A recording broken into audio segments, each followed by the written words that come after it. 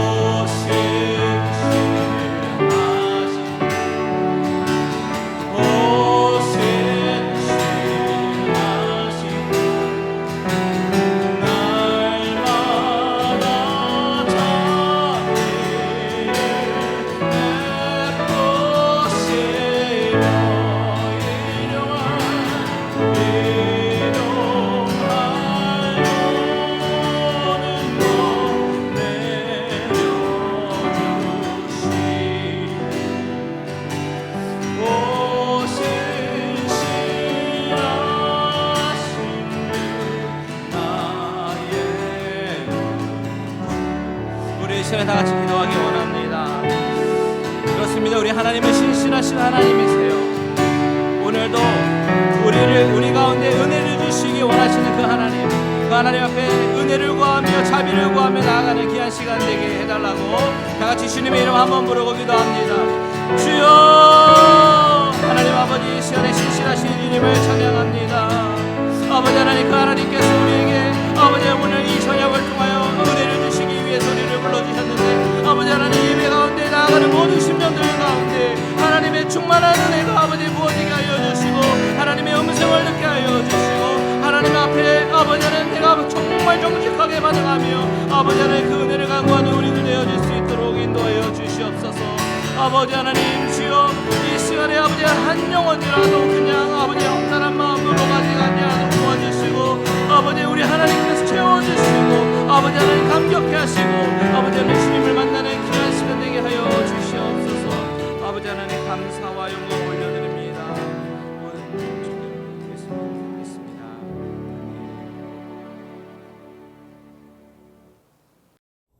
사랑이 많으신 하나님, 이 어려운 상황 속에서도 저희들을 보호하여 주시고 예배 드릴 수 있게 하여 주심을 감사드립니다.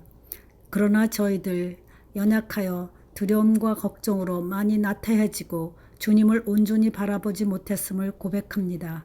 우리들을 불쌍히 여겨 주시옵소서. 호렙산에서 엘리야를 위로하셨던 것처럼 저희들에게도 세미한 음성으로 위로하여 주시고 품어주시어 다시 한번 우리 심령에 생명삼이 솟아나게 하옵소서. 주님, 주님의 백성된 저희들이 이제 주님의 얼굴을 구하노니 이 땅을 고쳐 주시옵소서. 주님의 얼굴을 저희에게 비추사 은혜 내려 주시옵소서. 그리하여 저희 심령이 새롭게 충전되어 성령의 능력으로 우리의 속사람을 날마다 강건하게 하기를 원합니다. 주님, 간절히 원하옵기는 저희들 마음을 새롭게 하여 주님의 선하시고 기뻐하시고 온전한 뜻이 무엇인지 분별하도록 도와주시옵소서. 또한 이 시간을 통해 저희들 삶을 돌아보며 주님이 저희들을 창조하신 목적을 깨닫게 하여 주시옵소서. 그리고 이전의 삶과 다른 주님이 원하는 삶을 살 수 있도록 주님 도와주시옵소서. 주님, 이제 저희들 천천히 만남을 준비합니다. 그러나 육적으로 그저 반가운 만남이 아니라 영적으로 성숙되어 서로 사랑하며 주님이 우리의 주인 되심을 더욱더 인정하며 한마음으로 예수님의 몸인 교회를 섬길 수 있도록 도와주시옵소서. 그리하여 저희들이 만나서 예배를 드릴 때마다 생명이 살아나고 풍성하여 저희들로 인하여 주님의 나라가 강건하게 세워지기를 원합니다. 이제 말씀을 듣습니다. 전하시는 목사님 성령의 권능으로 붙드사 주님의 말씀을 온전히 선포할 수 있게 하여 주시옵소서. 듣는 저희들 눈과 귀와 마음을 열어주사 영의 말씀을 듣고 깨닫고 행할 수 있게 도와주시옵소서.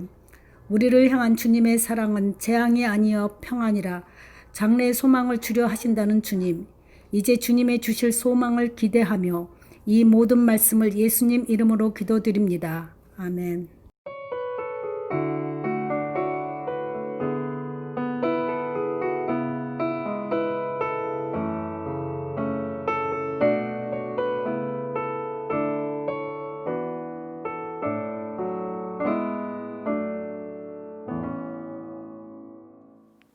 아멘. 할렐루야. 여러분 잘 지내셨습니까? 오늘 특별히 날씨가 많이 더운데 여러분들 건강 잘 챙기시는지 모르겠습니다. 오늘 주신 하나님의 말씀은 우리 사무엘상 21장 보겠는데요. 사무엘상 21장 1절에서 우리 6절까지만 같이 읽도록 하겠습니다. 사무엘상 21장 1절에서 6절입니다. 우리 한 절씩 교독할까요? 제가 먼저 1절 읽겠습니다. 다윗이 노베 가서 제사장 아히멜렉에게 이르니 아히멜렉이 떨며 다윗을 영접하여 그에게 이르되 어찌하여 내가 홀로 있고 함께하는 자가 아무도 없느냐 하니 다윗이 제사장 아히멜렉에게 이르되 왕이 내게 이를 명령하고 이르시기를 내가 너를 보내는 것과 내게 명령한 일은 아무것도 사람에게 알리지 말라 하시기로 내가 나의 소년들을 이러이러한 곳으로 오라고 말하였나이다. 이제 당신의 수중에 무엇이 있나이까? 떡 5덩이나 무엇이나 있는 대로 내 손에 주소서 하니 제사장이 다윗에게 대답하여 이르되 보통 떡은 내 수중에 없으나 거룩한 떡은 있나니 그 소년들이 여자를 가까이만 하지 아니하였으면 주리라 하는지라. 다윗이 제사장에게 대답하여 이르되 우리가 참으로 3일 동안이나 여자를 가까이 하지 아니하였나이다. 내가 떠난 길이 보통 여행이라도 소년들의 그릇이 성결하겠거든. 하물며 오늘 그들의 그릇이 성결하지 아니하겠나이까 하매 제사장이 그 거룩한 떡을 주었으니 거기는 진설병 곧 여호와 앞에서 물려낸 떡밖에 없었음이라. 이 떡은 더운 떡을 드리는 날에 물려낸 것이더라. 아멘. 요즘 우리가 사무엘상을 묵상하고 있는데요. 성경은 다윗의 모습을 통해서 때때로 우리의 연약한 모습을 다윗을 통해서 비춰주기도 합니다. 다윗은 참 연약한 모습을 간간히 보이는데 그럼에도 불구하고 그 연약하여 넘어지는 그 다윗을 지켜주시고 보호하시고 또한 훈련으로 하나님이 사용하실 그릇으로 만들어 가신 모습을 우리가 요즘에 보고 있습니다. 이 말씀을 묵상하면서 하나님이 우리에게 주시는 메시지가 뭐냐면 그 동일하신 하나님이 동일한 방법으로 저와 여러분들의 상황 가운데 어려운 상황을 견디며 살아가는 우리에게 용기와 희망을 주시는 것이에요. 오늘도 하나님이 오늘 저와 여러분들이 읽은 이 본문 말씀을 통해서 저와 여러분들의 삶을 어떻게 하나님께서 다루기를 원하시는지 그것을 살펴보고 묵상하는 그런 시간이 되기를 소원합니다. 지난 시간 말씀에서요, 우리는 다윗이 사울의 식탁에서 식사를 해야 되는 그 초하루 절기에 불참하면서요, 사울의 의중을 아주 정확하게 파악을 했었던 그런 본문을 바라보았습니다. 사울의 의중, 진짜 속마음이 무엇이었냐면 사울은 다윗을 죽이고 그리고 그와 그의 후손들이 왕가로서의 그 권력을 확실하게 다지고 싶어 했습니다. 그것이 사울의 진짜 속마음이었어요. 그리고 다윗은 이제 그 속마음을 이제 진짜 알게 되었습니다.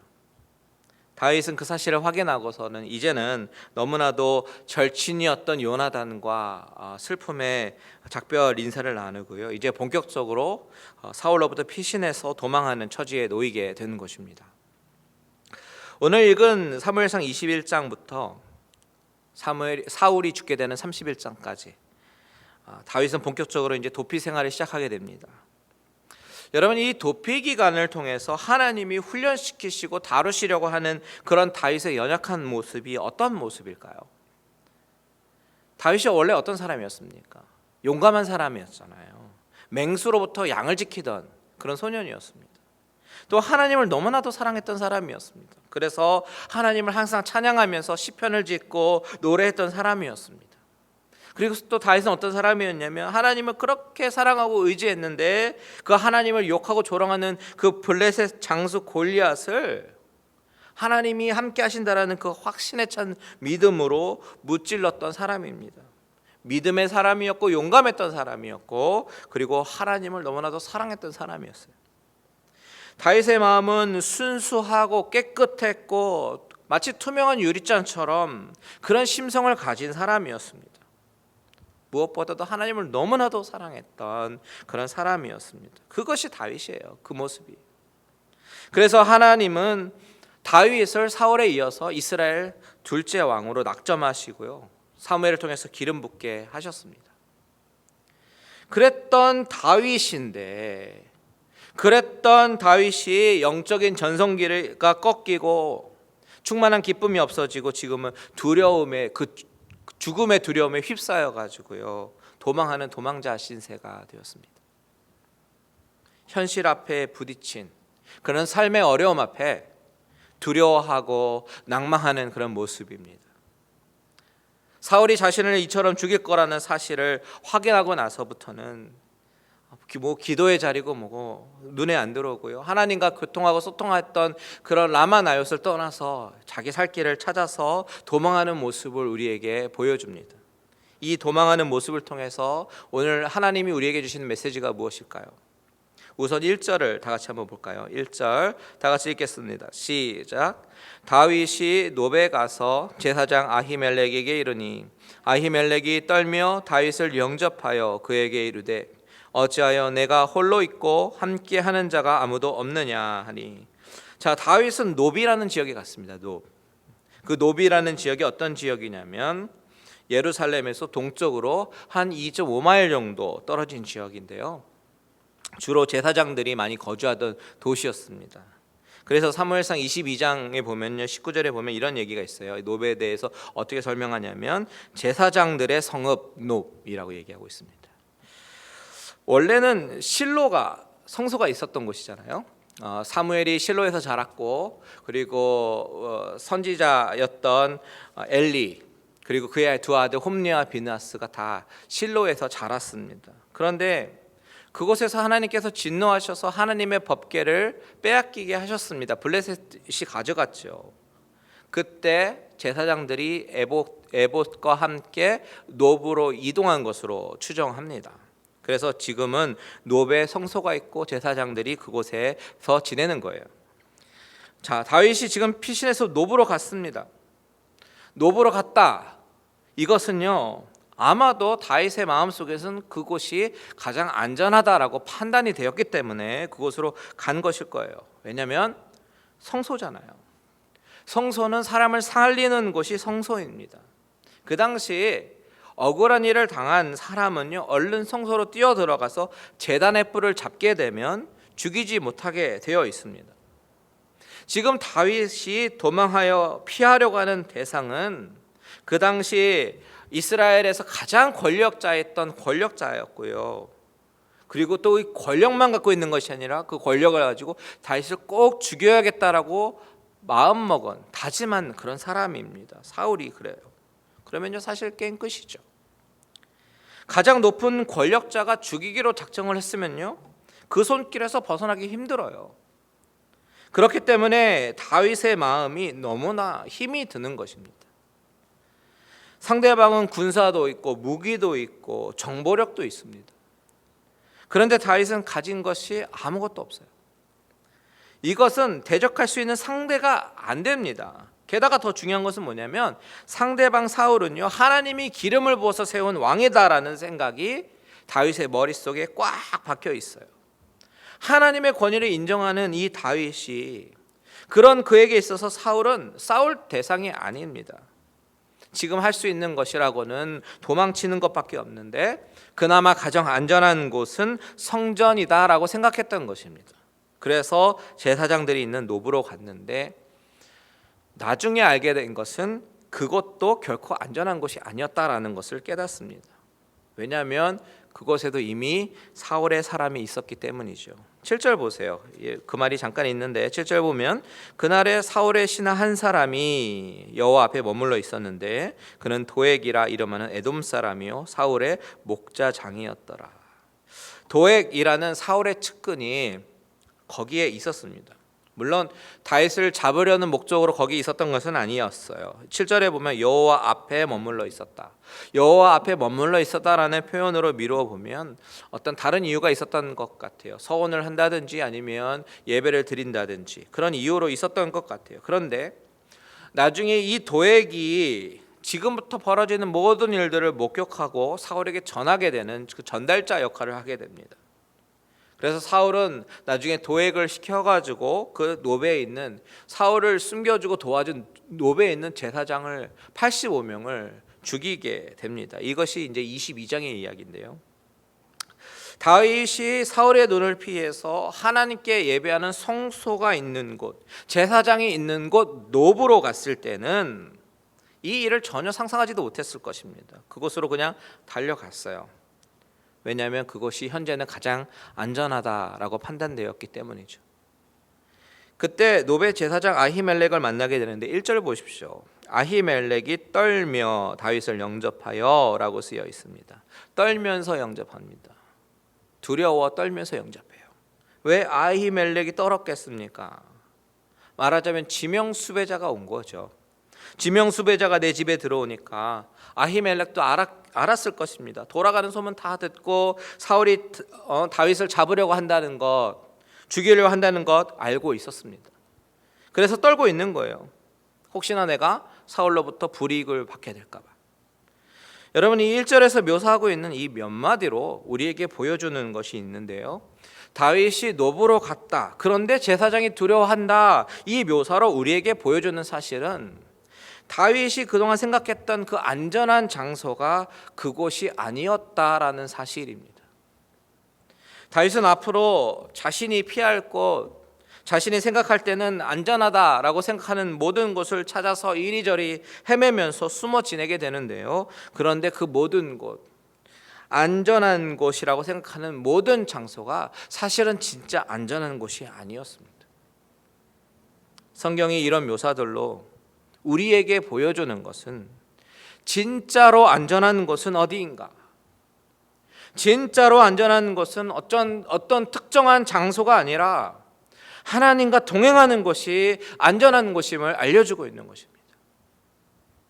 심지어 지금 다윗은 성전에 와 있어요. 성전에 와 있는데 왜 이곳이 안전하지 않은 곳이다라고 말씀드릴까요? 만일 성전이 하나님이 임재하시는 장소, 하나님을 만나는 장소, 하나님을 예배하는 장소가 아니라 그저 한 모임의 장소에 지나지 않는다면 그것은 안전한 곳이 될 수 없습니다. 진짜 안전한 곳은 어떤 장소가 아니라 하나님과 함께 동행하는 것이 바로 안전한 곳임을 믿으시기 바랍니다. 하나님은 지금 다윗에게 그 훈련을 시키고 계시는 거예요. 극한 한계 가운데, 어려움 가운데, 죽음의 위협이 있는 상황 가운데 하나님을 의지하고 하나님께 매달리고 하나님 안에 숨으려고 하는가, 아니면 내가 생각하는 그 안전한 장소를 찾아서 이리로 저리로 헤매고 다니는가, 하나님은 그것을 가르쳐 주시기를 원하는 것입니다. 다윗은 지금 하나님께 예배드리기 위해서, 기도를 하기 위해서, 하나님의 뜻을 구하기 위해서 성소를 찾고 제사장을 찾은 것이 아닙니다. 그저 살기 위해서, 목숨을 부지하기 위해서 갔습니다. 그것을 어떻게 추론할 수 있냐면 제사장 앞에 구하고 있는 다윗의 요구사항을 한번 보면 알 수 있어요. 첫 번째, 다윗이 제사장 아히멜렉에게 구하고 있는 것은 목숨을 부지할 떡을 구하고 있습니다. 우리 3절 다 같이 한번 읽어볼까요? 3절 시작. 이제 당신의 수중에 무엇이 있나이까? 떡 5덩이나 무엇이나 있는 대로 내 손에 주소서 하니.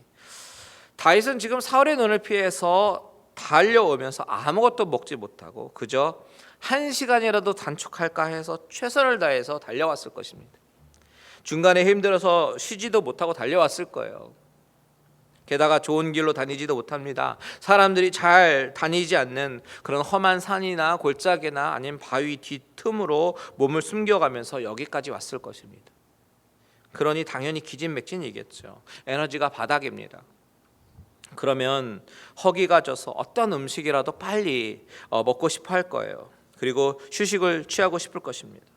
그래서 다윗은 아히멜렉을 만나자마자 하는 이야기가 떡을 달라라는 이야기예요. 혹은 아무거나 먹을 것을 달라라고 이야기를 하고 있죠.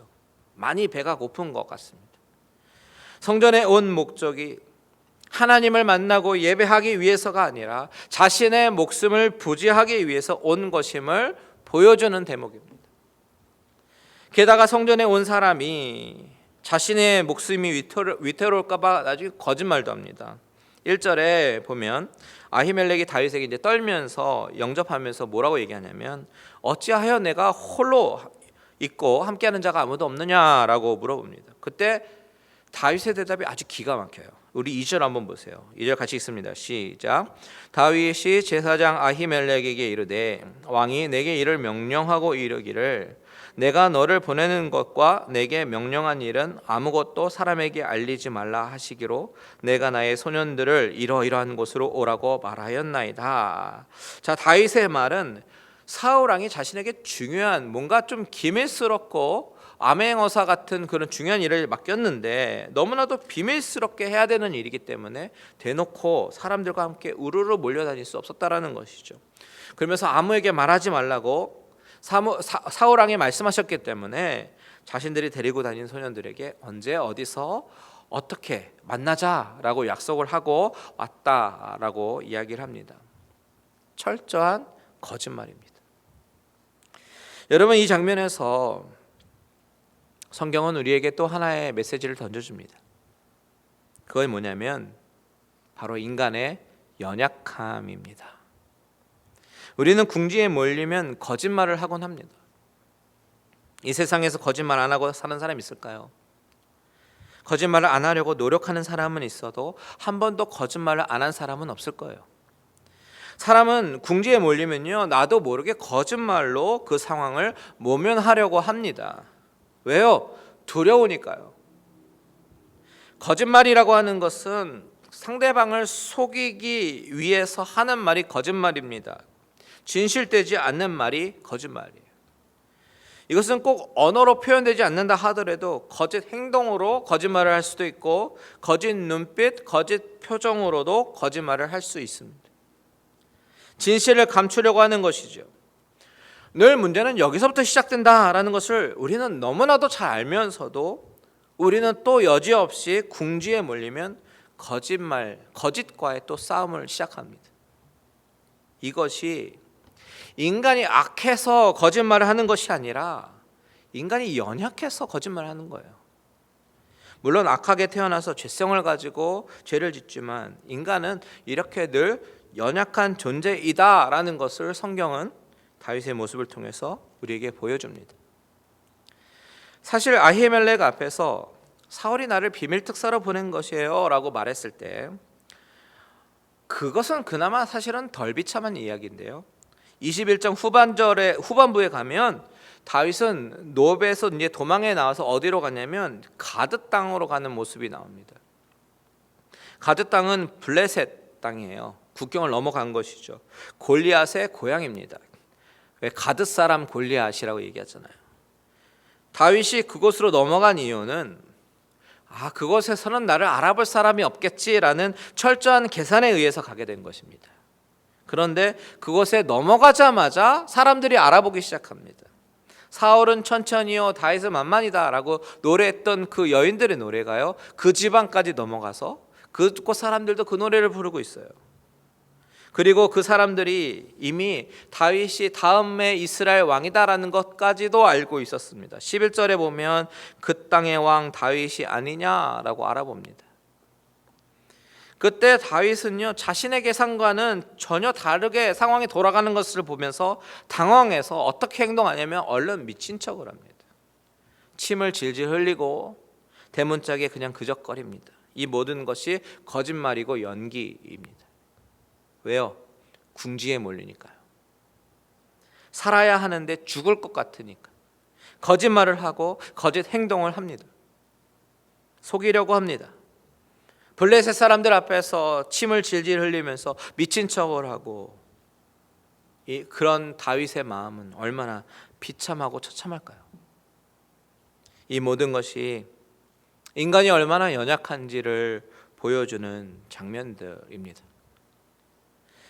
여러분, 하나님을 의지하지 않고 하나님 안에 숨으려고 하지 않고 내가 세우는 전략으로 내가 세우는 방법으로 살 길을 모색하고 살려고 발버둥치는 다윗을 보십시오.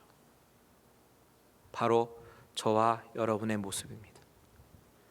성경은 그 모습을 통해서 아주 적나라하게 저와 여러분들의 모습을 비춰서 보여주십니다. 왜요? 그것은 세상에 헛된 것이다라고 알려주시기 위해서입니다. 주 안에 있는 것, 주님을 의지하는 것, 믿음으로 나아가는 것, 이것은 당장 눈에 보이는 것이 아니고 우리가 당하고 있는 삶의 현실 가운데 큰 위로가 되는 것 같지도 않고 실질적으로 도움이 되는 것 같지는 않지만 결국 인간의 연약함 가운데 도우시는 하나님의 은총이 우리를 살리시고 도우신다라는 사실을 기억하라라고 성경은 오늘 저와 여러분들에게 외치고 있는 것입니다. 여러분, 거짓말은 우리에게 궁극적인 해결점을 가져다 주지 않습니다. 어쩌면 순간 위기를 모면할 수는 있겠지만 결국 그 거짓말로 발목이 잡히고 더 큰 피해를 볼 수 있어요.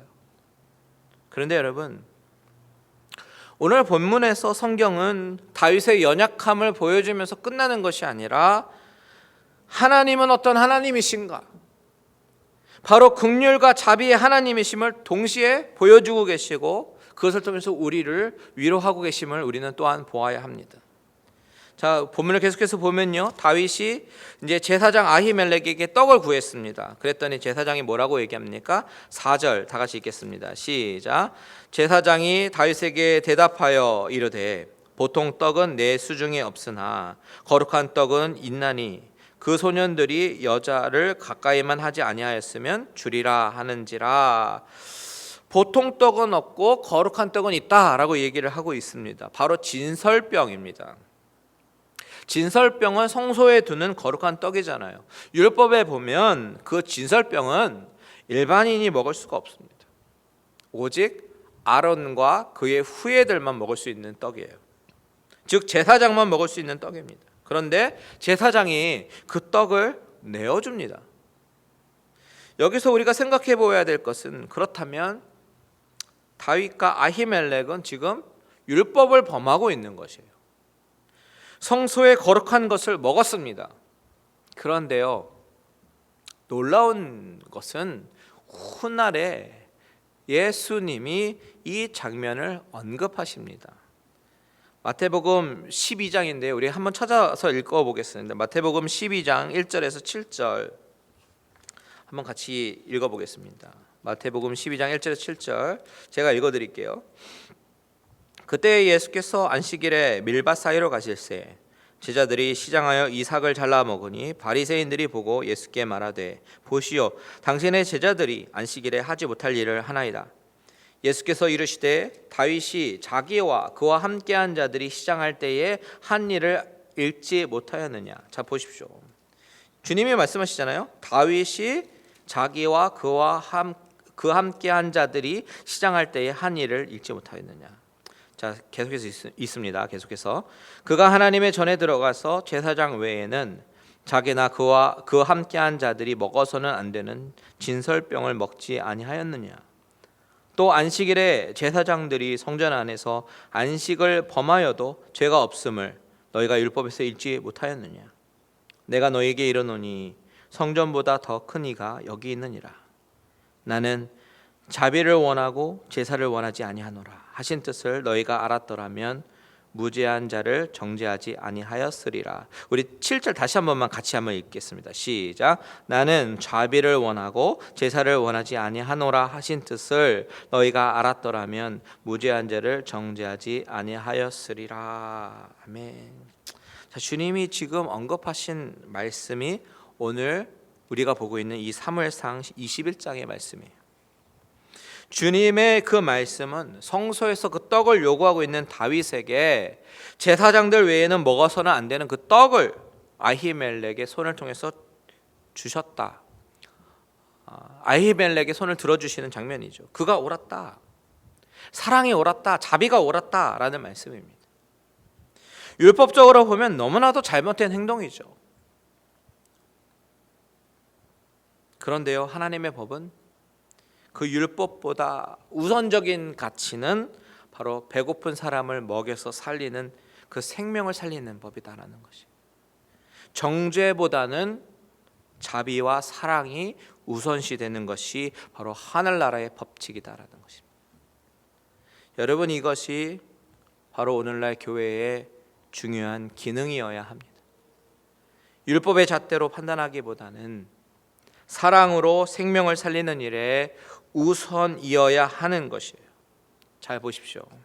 여러분, 이 두 사람, 분명히 이 두 사람 아히멜렉과 다윗의 행동은 잘못되었습니다. 그저 연약해서 넘어졌어요. 그런데 예수님은 그들의 손을 들어주고 있습니다. 여러분, 예수님이 이 땅에 오신 이유가 무엇이에요? 왜 그 영광스러운 보좌를 버리고 죄의 형상을 입고 낮고 천한 곳으로 오셨습니까? 바로 인간의 연약함 때문이잖아요. 인간이 실수를 범하고 넘어지기 때문입니다. 인간은 연약하기 때문에 넘어져요. 그리고 후회합니다. 그리고 또 넘어져요. 그런데 그 넘어짐 때문에 복음이 중단되거나 하나님의 자비가 멈추는 일은 전혀 없었습니다. 그저 우직하고 뚝심 있게 주님의 십자가 구속과 사랑의 원리는 바로 저와 여러분을 향해서, 죄인을 향해서 흘러가고 있는 것입니다. 이것이 하나님의 놀라운 은총입니다. 바로 여기에 우리 소망이 있는 거예요.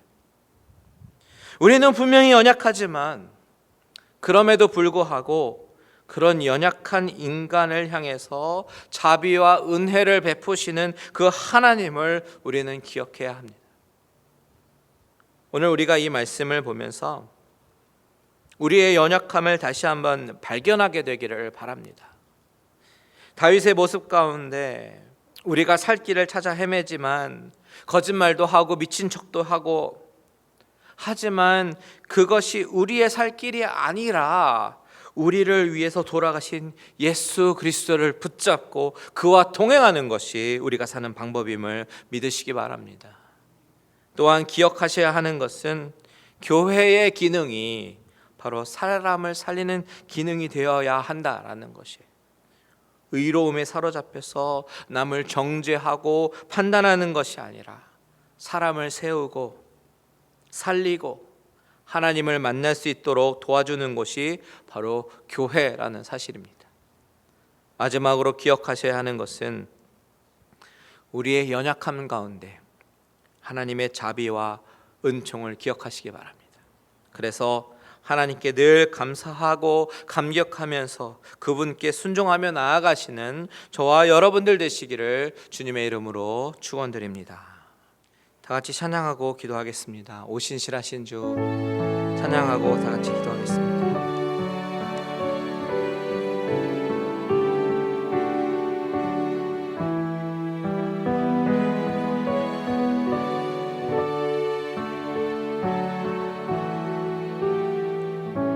오 신실하신 주, 오 신실하신 주, 내 아버지여, 늘 함께 계시니 두려움 없네. 그 사랑 면찮고 날 지키시며 어제나 오늘이 한결같네. 오 신실하신 주, 오 신실하신 주, 오 신실하신 주, 날마다 자비를 베푸시며 일용할 모든 것 내려주시니 오 신실하신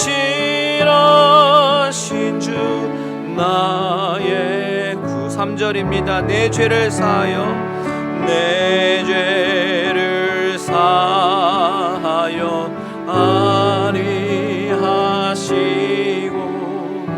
조치리 오셔서 인도하네.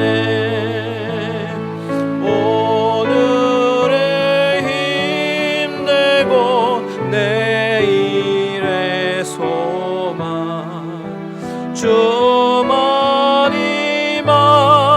복을 내리시네.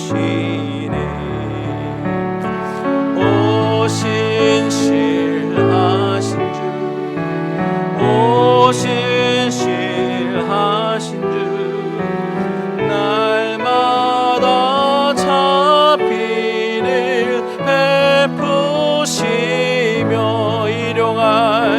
일용할 모든 것 내려주시리. 오 신실하신 주, 나의 구주. 우리 이 시간에 다 같이 기도하기 원합니다. 우리가 오늘 이 말씀을 기억하면서 우리의 연약함을 다시 한번 뒤돌아봤으면 좋겠습니다. 정말 우리가 상황에 몰려서 때로는 거짓말도 하고 때로는 정말 우리가 우리의 살 길을 찾아 헤매는 그런 모습을 보이지만 주님은 그것이 우리의 살 길이 아니다라고 말씀하셔요. 주님은 예수 그리스도 붙잡고 그와 동행하라고, 그것이 우리의 살 길이라고 말씀하십니다. 이 시간에 다 같이 기도하기 원하는 것은, 하나님, 나의 연약함이 분명히 있지만 내가 나의 살 길을 찾아 나서는 것이 아니라 주님을 붙잡고 주님과 동행하며 살 수 있도록 주여 힘과 용기를 허락해 달라고 다 같이 주님의 이름 한번 부르고 기도합니다.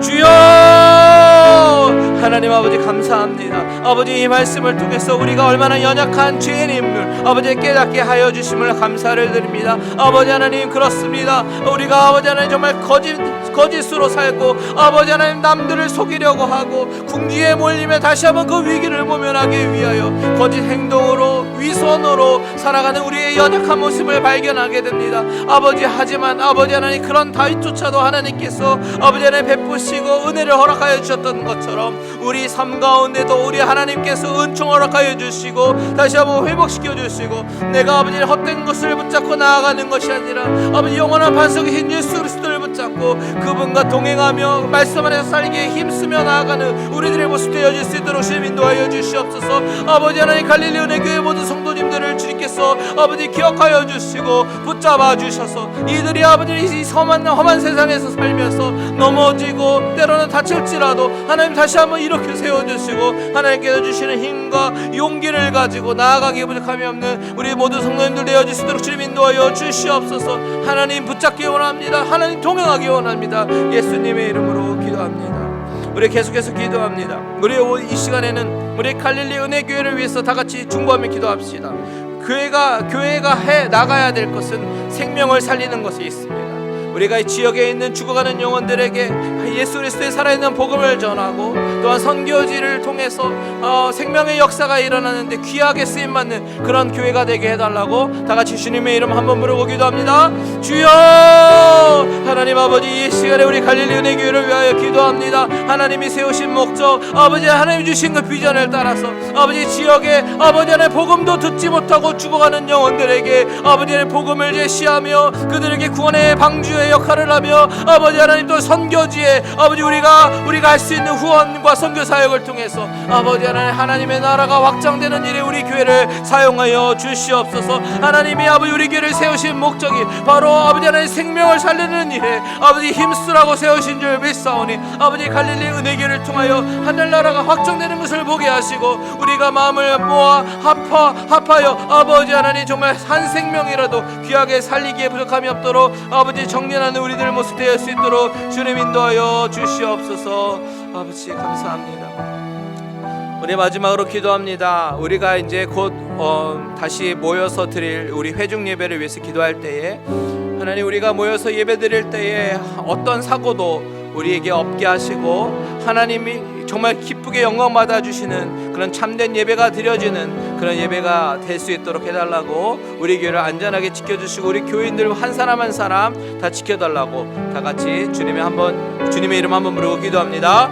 주여, 하나님 아버지, 우리가 격리 기간이 아버지 하나님 많은 아버지 하나님 3개월 넘게 있었지만 아버지 이제는 아버지 우리가 다시 모여서 예배드리는 것을 계획하며 아버지 우리가 준비하는 가운데 있습니다. 아버지 하나님, 주여 우리가 모여서 예배드릴 때 예배드리는 기쁨이 넘치게 하시고 성령님께서 우리 이 자리 가운데 임재하시고 함께 하시는 아버지 하나님 그 임재하심을 경험하게 하여 주시옵소서. 아버지, 비록 모든 사람들이 모일지도 못하지만 아버지 하나님 그곳을 통해서 하나님의 영광이 드러나게 하시고 하나님께서 아버지 하나님 정말 우리를 지켜주셔서 아버지 하나님 경미한 사고조차도 일어나지 아니하도록 도와주시고 아버지 하나님 정말 어려움이 당하지 아니하도록 우리를 지켜주시고 보호해 주셔서 오직 하나님의 이름만 드높이기에 부족함이 없는 그런 예배, 그 아버지 하나님 그런 아버지의 교회가 되어질 수 있도록 주님 인도하여 주시옵소서. 아버지, 우리 모든 성도님들 한 가정 주님께서 이 시간에 찾아가 주시고 만져주시고 위로하여 주시옵소서.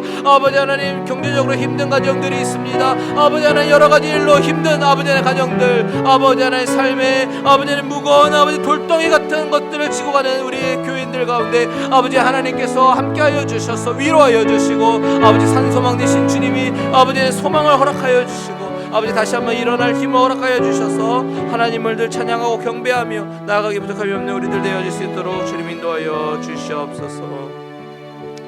하나님 아버지, 이 말씀을 통해서 우리를 돌아봅니다. 다윗의 모습 가운데 우리 모습이 있어요. 하나님, 다윗이 그토록 생명을 부지하기 위해서 도망다니면서 거짓말을 하고 거짓 행세를 하는 모습이 꼭 우리와 똑같습니다. 하나님, 우리의 이 부족한 모습을 용서하여 주시고, 아버지, 우리가 우리의 살 길을 찾아 나서고 계획을 세우고 작전을 세우기보다는 영원한 반석이신 주님을 붙잡고 주님을 신뢰하고 그 안전한 주님의 품 안에 거하는 우리 모두들 될 수 있도록 주님 인도하여 주시옵소서. 연약하지만 그래도 우리를 사랑하여 주시고 자비와 긍휼의 법으로 다스려 주시는 그 예수 그리스도의 그 십자가의 은총이, 그 은혜가 늘 우리 마음 가운데 살아있기를 소원합니다. 우리 갈릴리 은혜교회 모든 성도님들을 주님께 지켜주시고 보호하여 주시고, 같이 모여서 예배드릴 때에 하나님의 그 구원의 감격과 은혜가 충만히 넘치는 그런 예배가 되게 하여 주시옵소서. 이제는 우리 주 예수 그리스도의 은혜와 하나님 아버지의 지극하신 사랑하심과 성령님의 감화 감동 위로 교통 충만케 하신 은혜가 하나님의 뜻에 순복하며 하나님의 품 안에 거하기를 소원하는 모든 심령들과 가정들과 하시는 모든 일들 위에 이제로부터 영원토록 함께 계실지어다. 아멘.